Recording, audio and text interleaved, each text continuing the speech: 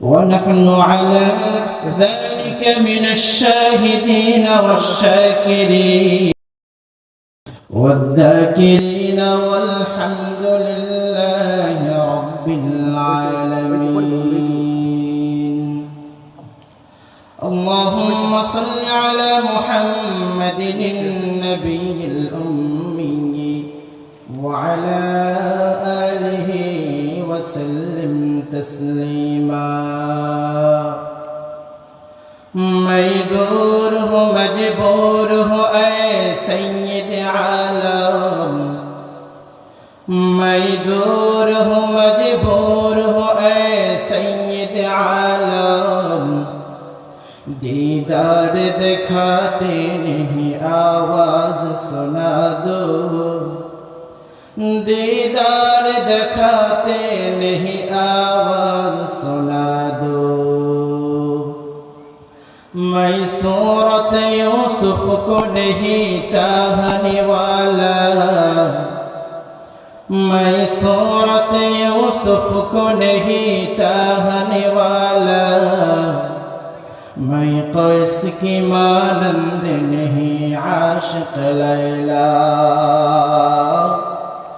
میں قیس کی مانند نہیں عاشق لیلا.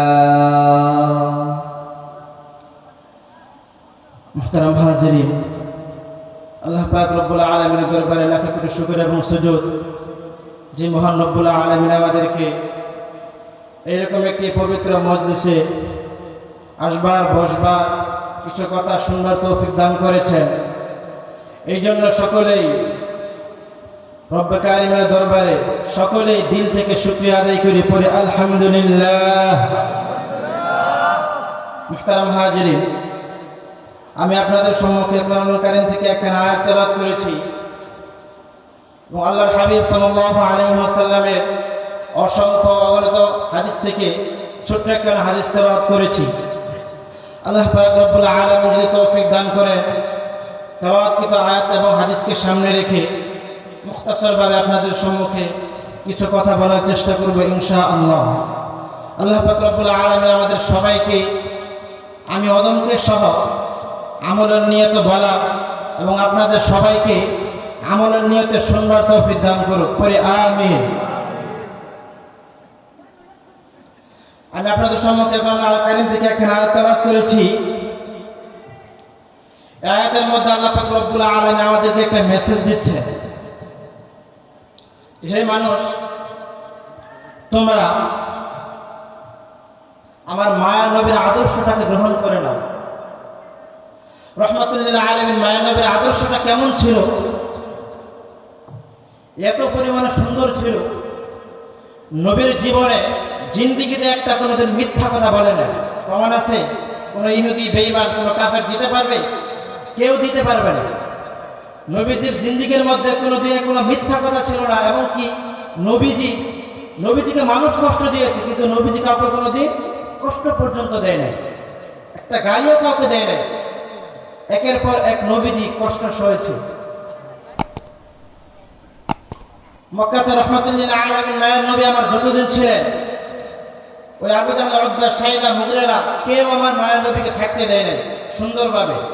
একের পর এক জ্বালাতন করেছে, শেষ পর্যন্ত এত পরিমাণে কষ্ট দিয়েছে যে মক্কা ছেড়ে মদিনায় হিজরত করতে হয়েছে। আমরা ওই রহমাতুল লিল আলামিন মায়ার নবীর উম্মত হতে পারে আমরা খুশি না বেজার? খুশি যে আল্লাহ পাক রব্বুল আলামিন আমাদেরকে ওই মায়ার নবীর উম্মত বানাইছেন। ও আল্লাহ তাআলা দরবারে আবারও সকলে আমরা দিল থেকে শুকরিয়া আদায় করি, পড়ি আলহামদুলিল্লাহ। শুকরিয়া আদায় করলে আল্লাহ খুশি হন না বেজার হন? খুশি হন। আল্লাহ বন্ধু হন না শত্রু হন? তোমার মতো প্রিয় বন্ধু যার হৃদয়ে রয়, আল্লাহর মতো প্রিয় বন্ধু যার হৃদয়ে রয়, তার কি আর থাকতে পারে, তার কি আর থাকতে পারে চিন্তা মৃত্যুর ভয়, আল্লাহর মতো প্রিয় বন্ধু যার হৃদয়ের। সবাই পড়েন, আল্লাহর মতো প্রিয় বন্ধু যার হৃদয়ের, তার কি আর থাকতে পারে, তার কি আর থাকতে পারে চিন্তা মৃত্যুর ভয়। আল্লাহর মতো প্রিয় বন্ধু যার হৃদয়ের, রবের মতো প্রিয় বন্ধু যার হৃদয়ের। রবের মতো বন্ধু যদি আমরা বানাইতে পারি এই দুনিয়ার মধ্যে, ওই সমস্ত বান্দাদের কোনো চিন্তাও নাই, কোনো ভয়ও নাই। আল্লাহ জানাই দিয়েছেন, আলা ইন্না আউলিয়া আল্লাহি লা খাউফুন আলাইহিম ওয়া লা হুম ইয়াহজানুন। এই জন্য রবকে বন্ধু বানাইতে হবে। রবকে বন্ধু বানাইতে চাইলে মায়ের নবীর আদর্শটাকে গ্রহণ করতে হবে। যে ব্যক্তি আমার মায়ের নবীর আদর্শটাকে গ্রহণ করতে পারবে, ওই বান্দা বড় দামি হয়ে যাবে।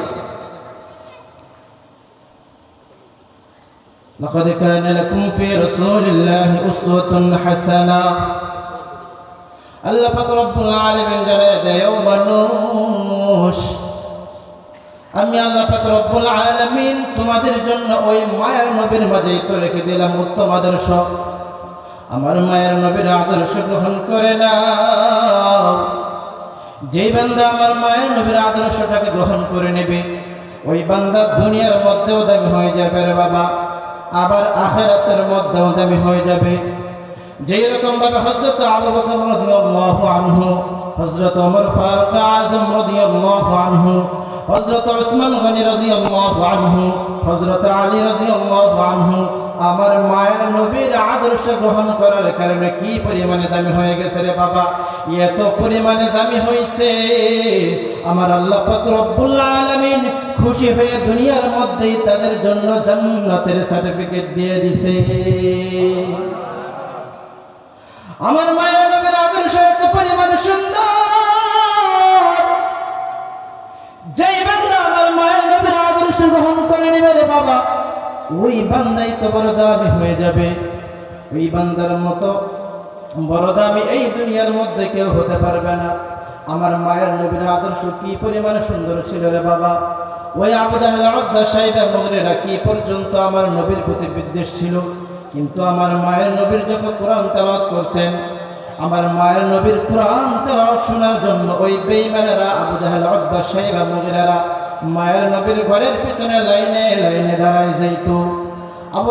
হযরতে আবু বকর রাদিয়াল্লাহু আনহু ছিলেন আমার মায়ের নবীর সব থেকে কাছের বন্ধুরা বাবা। তখন রাহমাতুল লিল আলামিন মায়ের নবী আমার যখন নিজের ঘরের মধ্যে কোরআন তেলাওয়াত করতেন, ওই সময় আবু জাহেল জানাইয়ে দিল, উতবা, শাইবা, মুগীরা তোমরা কেউ মুহাম্মদের তেলাওয়াত শোনার জন্য যাবে না। কিন্তু রাত্রেবেলা যখন হয়ে যাইত, সবাই আমার মায়ের নবীর তেলাওয়াত শোনার জন্য লাইনে লাইনে দাঁড়ায় যাইত। আবু জাহেল বলে, ও উতবা, শাইবা, মুগীরা তোমাদেরকে না বললাম মুহাম্মদের তেলাওয়াত শোনার জন্য যাইবে না, কেন তোমরা মুহাম্মদের তেলাওয়াত শোনার জন্য আসলা? ওরাও জানাইয়ে দিল, আপনি তো লিডার, আপনি তো আমাদেরকে মানা করলেন, নিষেধ করলেন, তাহলে আপনি কেন মুহাম্মদের তেলাওয়াত শোনার জন্য গেলেন? আমার মায়ের নবীর তেলাওয়াত এত পরিমাণে সুন্দর, যেই সুন্দরের কাছে প্রত্যেকটা বেঈমান বড় দুর্বল ছিল রে বাবা। আমার মায়ের নবীর আদর্শ যেই বান্দা গ্রহণ করে নেবে রে বাবা, ওই বান্দা দুনিয়ার মধ্যেও দামি, আখিরাতের মধ্যেও দামি। আমার মায়ের নবীর আদর্শ কি পরিমাণে সুন্দর ছিল রে বাবা। রাহমাতুল লিল আলামিন মায়ের নবীর ঘরের মধ্যে কয়েকদিন যাবত হয়ে গেল কোনো খাবার নাই। ওইদিকে ফাতেমার ঘরে হাসান হুসাইনের পেটের মধ্যেও কোনো খাবার নাই রে বাবা।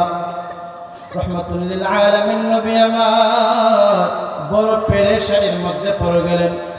রাহমাতুল লিল আলামিন নবী আমার ওই হযরত ফাতেমাকে জানাইয়া দেয়, ও ফাতেমা মা আমার, কেন তুমি আমাকে বলো নাই আমার হাসান হুসাইন না খাওয়া কেন বলো নাই? মা ফাতেমা জানাইয়া দিল, বাবা আমার, এই জন্য আপনাকে আমি বলি নাই, কারণ আপনি তো কয়েকদিন যাবত না খাওয়া, আপনার পেটের মধ্যে তো পাথর বাঁধা, আপনি নিজেই তো না খেয়ে রয়েছেন, আপনি কিভাবে ওদের জন্য খাবারের ব্যবস্থা করবেন? রাহমাতুল লিল আলামিন মায়ের নবী আমার নিজেই ওদের বাড়িতে কাজের জন্য রওনা হয়ে গেলেন রে বাবা। রহমাতুল লিল আলামিন মায়ের নবী আমার ইহুদির কাছে যাইয়া বলে, ও ইহুদি ভাই আমার, তোমার বাড়ির মধ্যে কোনো কাজ আছে নি? একটা কাজ থাকলে আমাকে দাও। ওই ইহুদি জানাইয়ে দিল, ও সুদর্শন যুবক, তোমার চেহারা তো এত পরিমাণ সুন্দর, তুমি তো সাধারণ কোনো বংশের মানুষ হতে পারো না, তুমি আমার কাছে কেন আসছো? তখন মায়ের নবী আমার জানাইয়া দিল, তোমার বাড়িতে আমি কাজের জন্য আসছি। ইহুদি জানাইয়া দিল, তোমার পরিচয় আমাকে দাও। রহমাতুল লিল আলামিন মায়ের নবী আমার ইহুদিকে জানাইয়া দেয়, ও ইহুদি ভাই আমার, না না, তোমাকে আমার পরিচয় দেওয়া যাবে না। তোমার বাড়ির মধ্যে যদি কোনো কাজ থাকে তাহলে আমাকে একটা কাজ দাও, আমি তোমাকে আমার পরিচয় দিতে পারবো না। ইহুদি জানাইয়া দিল, একটা কাজ আছে, তোমাকে দিতে পারি। রহমাতুল লিল আলামিন মায়ের নবী আমার জানাইয়া দিলেন, কি কাজ আছে আমাকে বলো। বললেন, এই যে আমার কূপ আছে, এই কূপ থেকে আমার খেজুর বৃক্ষের মধ্যে, মানে খেজুর বাগানের মধ্যে তুমি এক বালতি করে পানি উঠাইয়া দিবা, আর আমি এক বালতি পানির বিনিময়ে তোমাকে 3টা করে খেজুর দেব। রহমাতুল লিল আলামিন মায়ের নবী আমার ওই ইহুদির কথায় রাজি হয়ে গেলেন। মায়ের নবী রহমাতুল লিল আলামিন বললেন, ঠিক আছে, কোনো সমস্যা নাই, আমি তোমার কূপ থেকে পানি উঠাইয়া তোমার খেজুর বাগানের মধ্যে দেব, ঠিক আছে, কিন্তু এর বিনিময়ে আমাকে 3টা করে খেজুর দেওয়া লাগবে। মায়ের নবী রহমাতুল লিল আলামিন একটা না দুইটা না, 1 বালতি, 2 বালতি, 3 বালতি, 4 বালতি, এইরকম কইরা 8 বালতি পানি যখন উঠাইলেন রে বাবা, 8 বালতি পানি উঠানোর পর 9 নাম্বার বালতিটা যখন আমার মায়ের নবী কূপের মধ্যে দিলেন রে বাবা, ওই সময় নবীর হাত থেকে রশিটা ছিঁড়ে বালতিটা কূপের মধ্যে পড়ে যায়। ইহুদি জানাইয়া দেয়, ও সুদর্শন যুবক, কেন তুমি আমার বালতি কূপের মধ্যে ফালাইয়া দিলা? মায়ের নবী রহমাতুল লিল আলামিন জানাইয়া দিল, না না, আমি তোমার বালতি কূপের মধ্যে ইচ্ছা করে ফালি নাই, এমনিতেই পড়ে গেছে, রশিটা ছিঁড়ে পড়ে গিয়েছে। এক কথা দুই কথা যখন ইহুদির সাথে আমার মায়ের নবীর কথাবার্তা হলো, এক পর্যায়ে ওই ইহুদি আমার মায়ের নবীর গালের মধ্যে থাপ্পড় লাগায় দেয়। অথচ যে মায়ের নবীর চেহারার মধ্যে মশা মাছি পর্যন্ত বসা হারাম, ওই মায়ের নবীর গালের মধ্যে ইহুদি থাপ্পড় লাগায় দিল। মায়ের নবী রহমাতুল লিল আলামিন ইহুদিকে জানাইয়া দিল, আর তোমার বাড়িতে আমার থাকা যাবে না। তোমার কথা অনুযায়ী আমি 8 বালতি পানি উঠাইছি, 8 বালতি পানি উঠানোর বিনিময়ে 24টা খেজুর হয়েছে, 3 আটা 24টা খেজুর তুমি আমাকে দেয়া দাও, 3 আটা 24টা খেজুর তুমি আমাকে দেয়া দাও, আমি আর তোমার বাড়ির মধ্যে কাজ করব না। ওইদিকে আমার হাসান হুসাইন না খাওয়া, হাসান হুসাইনের জন্য আমার খাবারের ব্যবস্থা করা লাগবে, অতএব তুমি তাড়াতাড়ি আমাকে আমার পাওনাগুলো মিটিয়ে দাও, আমি তোমার দরবারে আর থাকবো না। মায়ের নবী রহমাতুল লিল আলামিন তাড়াতাড়ি খেজুরগুলো নিয়ে রওনা হয়ে যায়। এইদিকে আমার আল্লাহ পাক রব্বুল আলামিন দৃশ্য দেখেন কি দেখেন না? রহমাতুল লিল আলামিন মায়ের নবী আমার যখন রাস্তা দিয়ে যাইতেছিলেন, আল্লাহ পাক রব্বুল আলামিন জিবরাইলকে জানাইয়া দিলেন, ও জিবরাইল, তাড়াতাড়ি যাও, ওই দেখো আমার বন্ধু ওই ইহুদের বালতি না উঠাইয়া কোথায় যায়, তাড়াতাড়ি তুমি আমার মায়ের নবীকে জানাইয়া দাও, নবী যেন আমার ওই ইহুদির বালতি উঠাইয়া পরে বাড়ির মধ্যে যায়। রহমাতুল লিল আলামিন মায়ের নবী আমার জানাইয়া দিলেন, ও ভাই জিবরাইল, কেমন করে আমি বালতি উঠাই দিব? এত বড় এত গভীর কূপ কেমন করে আমি বালতি উঠাবো? আমার কাছে তো কোনো যন্ত্র নাই।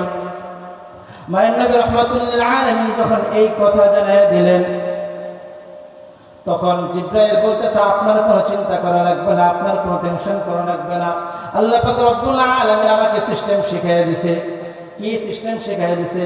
রহমাতুল লিল আলামিনের জবাবে হযরত জিবরাইল আমিন আলাইহিস সালাতু ওয়াস সালাম জানাইয়া দিল, ও পয়গম্বর, আল্লাহ পাক রব্বুল আলামিন আমাকে শিখাইয়া দিয়েছেন, আপনি শুধু আপনার হাতটা ওই কূপের কাছে নিয়ে যাবেন, যখন আপনি হাতটা শুধু ওই কূপের মধ্যে দিয়ে বলবেন, ও বালতি আমার কাছে আয়, আপনি এই কথা বলতে দেরি হবে, ওই বালতি আপনার হাতের মধ্যে আসতে দেরি হবে না। আল্লাহু আকবার। এটা ছিল নবীজির মুআজিজা, মুআজিজাতুন নবী সাল্লাল্লাহু আলাইহি ওয়াসাল্লাম। আল্লাহ পাক রব্বুল আলামিন আমার মায়ের নবীকে অনেক মুআজিজা দান করেছিলেন।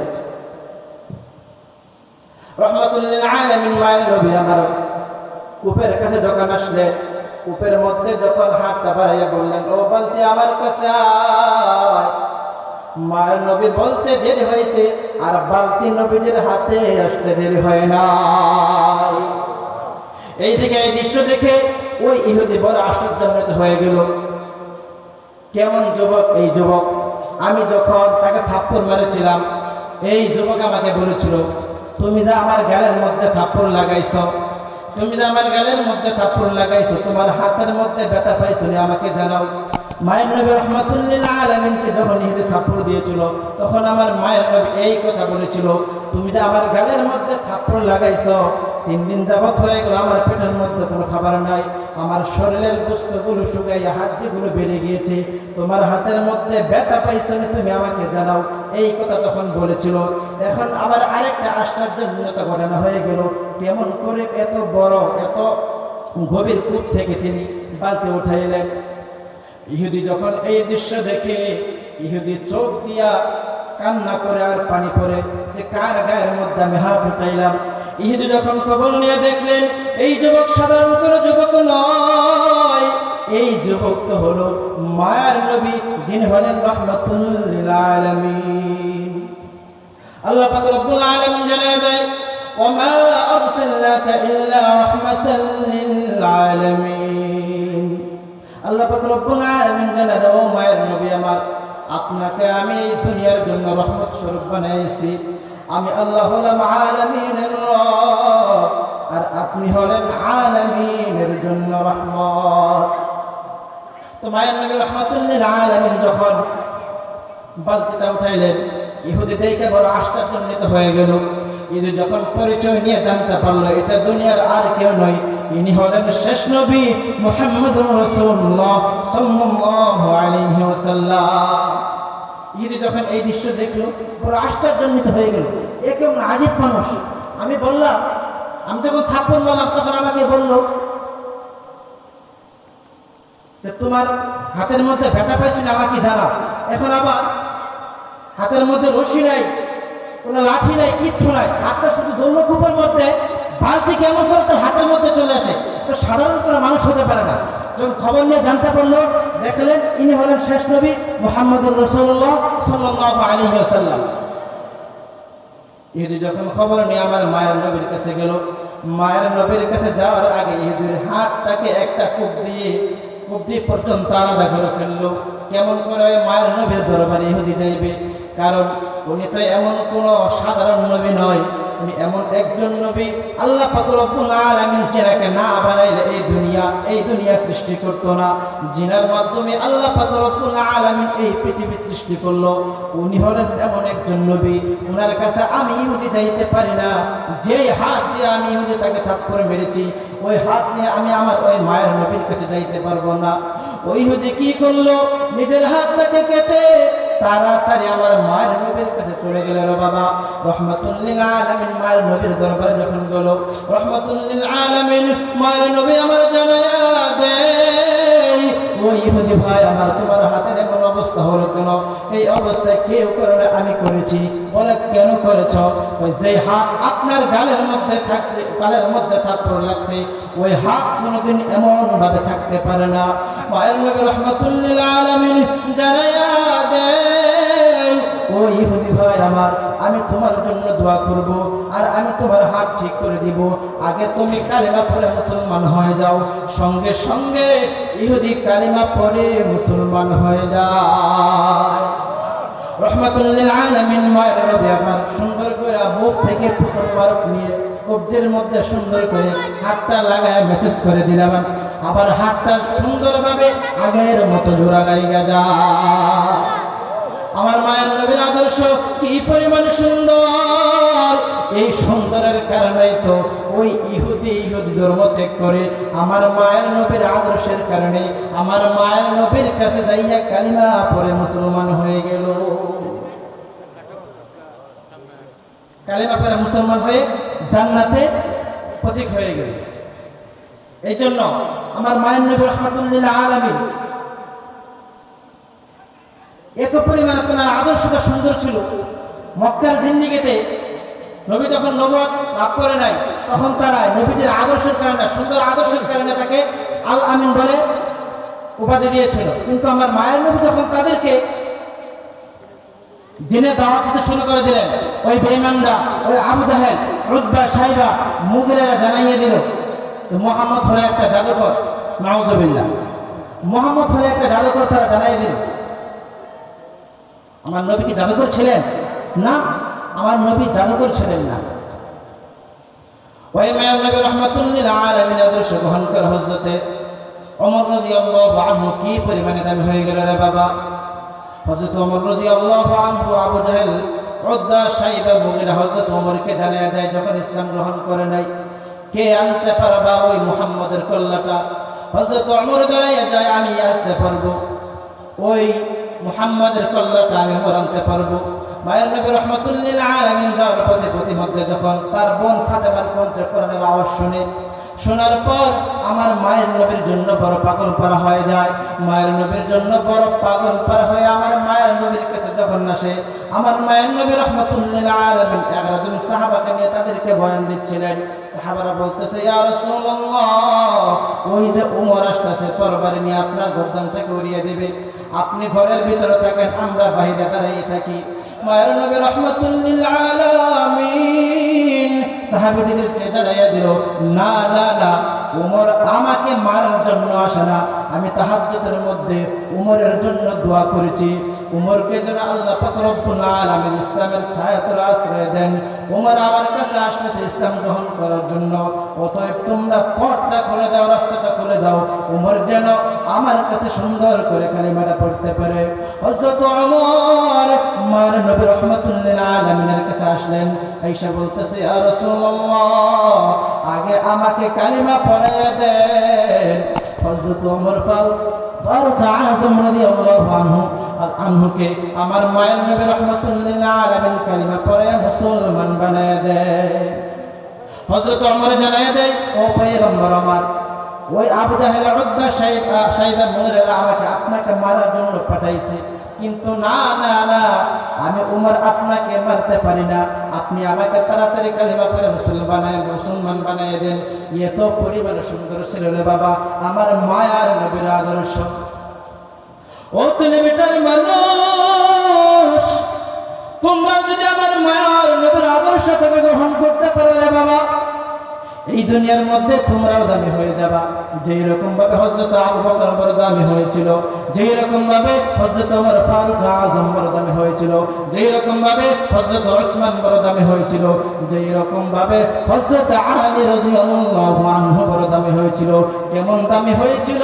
দামি হওয়ার কারণে আমার আল্লাহ পাক রব্বুল আলামিন তাকে জান্নাতের সার্টিফিকেট দিয়ে দিয়েছে।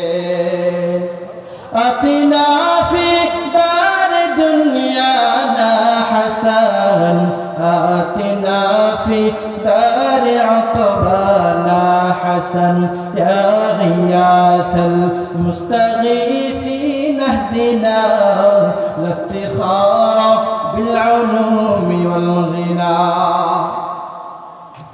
এই জন্য তোমরা যদি আমার মায়ের নবীর আদর্শটাকে গ্রহণ করে দুনিয়ার মধ্যে চলতে পারো, তাহলে তোমরা দুনিয়ার মধ্যে দামি তো হবাই এবং কি আখিরাতের মধ্যে বড় দামি হয়ে যাবা। আমার মায়ের নবীর আদর্শ কি পরিমাণ সুন্দর ছিল রে বাবা। এমনকি আমার মায়ের জমির জন্য একজন মৃত গাছ পর্যন্ত কান্না করেছে, অথচ আমরা মানুষ হয়ে আমার মায়ের নবীকে আমরা চিনতে পারি না।